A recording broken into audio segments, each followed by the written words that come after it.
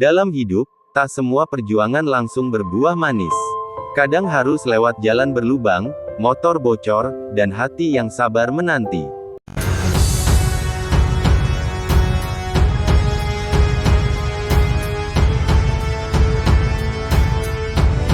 Assalamualaikum warahmatullahi wabarakatuh. Inilah kisah seorang pemuda sederhana, dengan cinta dan doa yang tak pernah putus. Namanya, Alvin. Pagi itu, di sela aroma wangi roti yang baru keluar dari oven, Alvin sudah sibuk di pabrik roti bakar Sri Rezeki. Usianya masih muda, tapi pundaknya sudah kuat menanggung beban. Ia bukan hanya karyawan biasa, tangannya terbiasa merapikan kardus pesanan, mencatat alamat pelanggan, hingga menata roti satu per satu dalam dus. Hari itu, ada 140 roti yang harus dikirim ke beberapa pelanggan tetap. Motor tuanya, yang sudah penuh tempelan stiker dan tanda bekas tambalan ban, kembali jadi teman perjalanannya. Dengan bismillah, ia mulai mengayuh gas dan membawa beban itu menelusuri gang-gang sempit dan jalan berlubang. Tapi seperti yang sudah sering terjadi, tak lama dari perjalanan, tusyah, ban belakang motornya kempes. Paku lagi, gumam Alvin lirih, menuntun motornya ke bengkel tambal ban pinggir jalan. Namun ia tak mengeluh.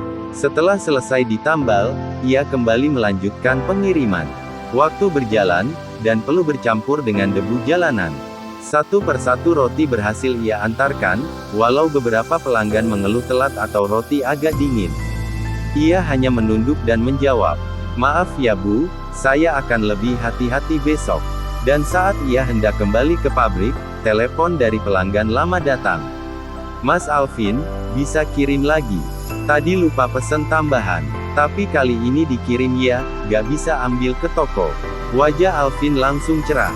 "Alhamdulillah ya Allah, terima kasih atas rezeki hari ini," bisiknya pelan. Ia balik ke pabrik, ambil tambahan roti, dan kembali berkendara. Tapi ujian belum selesai. Di tengah perjalanan kedua itu, ban belakang kembali kempes padahal baru saja diganti. Kali ini, Alvin terduduk di pinggir jalan. Tangannya gemetar, wajah letih, dan mata mulai berkaca-kaca. Ia buka dompet, dan menghitung sisa uang dari 2 kali kiriman hari itu. Hasil bersih, hanya Rp1.750. Sisanya habis untuk tambal ban dan beli ban dalam baru. Namun Alvin tidak mengeluh. Ia hanya berkata dalam hati, "Apapun akan kami syukuri, ya Allah." Hujan turun perlahan. Alvin tetap menuntun motornya sampai ke pabrik. Badannya basah, tapi hatinya tetap bertahan. Malam harinya, saat orang lain tertidur, Alvin bangun untuk salat tahajud. Dengan pakaian sederhana dan sajadah yang sudah tipis, ia bersujud lama. Setelah itu, ia duduk bersolawat, lalu menatap layar ponselnya. Video call tersambung. Di seberang sana, wajah yang ditunggu muncul yaitu Najwa. Najwa bukan perempuan kota yang manja. Ia adalah pegawai negeri muda di kota kecil, yang setiap pagi membantu ibunya berkebun dan memberi makan kambing serta sapi sebelum berangkat kerja. Di layar, ia terlihat masih mengenakan jilbab lusuh dan senyum lelah. "Tadi bantu ibu panen singkong," ucap Najwa. "Terus nyuapin kambing, nyuci baju, baru ke kantor. Hari ini capek banget." Alvin tersenyum, walau wajahnya letih. "Tapi kamu tetap kuat. Aku bangga punya kamu, perempuan tangguh, yang gak lupa ibunya meski kerja kantoran." Mereka bicara lama, tertawa kecil, bertukar cerita, saling mendoakan. Sampai satu waktu, Najwa terdiam, lalu berkata dengan suara pelan, "Aku pernah salah, Vin. Waktu itu, aku sempat jalan sama orang lain. Gak sampai jauh. Tapi aku tahu, aku sudah melukai kamu." Alvin menatap layar, hening sejenak. "Aku tahu, dan aku sudah maafin dari dulu. Karena aku percaya, yang kembali, itu yang ditakdirkan."